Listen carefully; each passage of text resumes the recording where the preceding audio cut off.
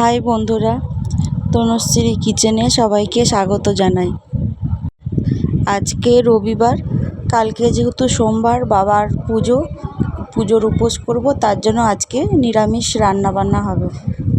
আজকে আমার ননদ ভাগনা এরা এসেছে, তারাও খাবে, নিরামিষ খাবে।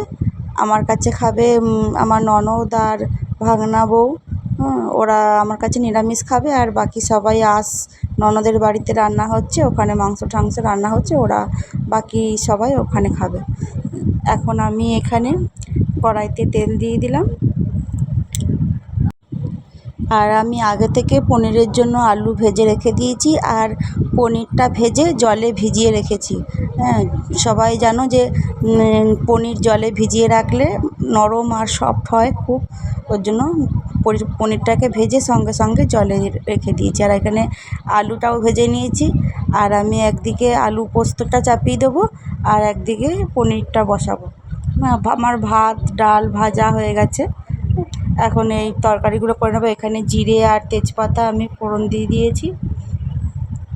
এবারে আমি এর মধ্যে আমার জিরে ধনে কাজু বাদাম, তারপরে লঙ্কা, হলুদ নুন সব মশলা দিয়ে একবারে মিক্সিতে পেস্ট করে, গোটা গরম মশলা দিয়েছি, দিয়ে একবারে পেস্ট করে মশলাটা কড়াইতে দিয়ে দিলাম। এবার মশলাটা খুব ভালো করে কষিয়ে নিতে হবে, নাহলে পরে ওইদিকে আমি আলু পোস্তর জন্য আলু বসিয়ে দিয়েছি, আলু পোস্ত হবে। মশলাটা যদি ভালো করে না কষানো হয়, দেখো আমার মশলা থেকে তেল ছেড়ে দিয়েছে। এবার আমি ভাজা আলুগুলো দিয়ে দেবো। মশলা যত ভালো কষানো হবে তত ভালো টেস্ট হবে। মশলাটা খুব ভালো করে কষে নিতে হবে। কষিয়ে আমি এখানে আমার দেখো মশলাটা কষানো হয়েও এসেছে। এবার আমি জল ঢেলে দেবো, জল দিয়ে দেবো। জল দিয়ে এবার ভালো করে ফুটে উঠলে এবার আমি ঢাকা চাপা দিয়ে সিদ্ধ হতে দেবো আগে আলুটা। তোমরা কে কোথা থেকে আমার ভিডিও দেখছো অবশ্যই কমেন্ট করে জানাবে। এখানে আমি ওটা হতে দিলাম। এখানে আলু পোস্তর জন্য জল দিয়ে দিলাম। এবারে এগুলো সেদ্ধ হতে থাক, তারপর ফিরে আসছি। এখানে আলুগুলো সিদ্ধ হয়ে গেছে। পনিরগুলো আমি দিয়ে দিলাম পনিরের তরকারিতে। আমাদের বড়মশাই আবার পনির খেতে একদম পছন্দ করে না, যার জন্য আমাদের পনিরটা একদম বেশি হয় না। মাঝে সাঝে আসে লোকজন, এলে তখনই আনা হয়, নাহলে পনির খেতেই চায় না, একদমই খায় না। আমার ছেলেও অত পছন্দ করে না।